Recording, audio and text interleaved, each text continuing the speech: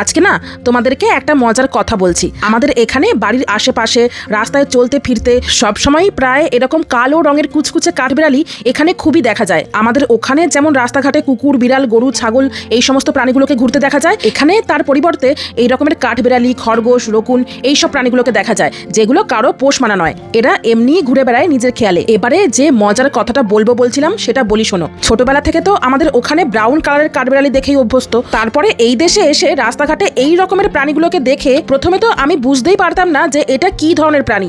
পরে জানলাম যে এটা কাঠবিড়ালি। তো জায়গা আলাদা, দেশ আলাদা, তো ভিন্ন প্রজাতির কাঠবিড়ালি হতেই পারে এখানে। কিন্তু না, বাঙালির মনে তো কৌতূহলের শেষ নেই। তো আমার মনে একটা বড় প্রশ্ন জেগেছিল যে এখানকার কাঠবিড়ালিগুলো এত কুচকুচে কালো কেন ভাই? এই প্রশ্নটা যখন ওকে করলাম, ও উত্তরে বলল যে আমাদের ওখানে যে কাঠবিড়ালিগুলোকে দেখা যায় তার পিঠের ওপরে 3টে দাগ নিয়ে একটা সুন্দর লোককথা প্রচলিত আছে।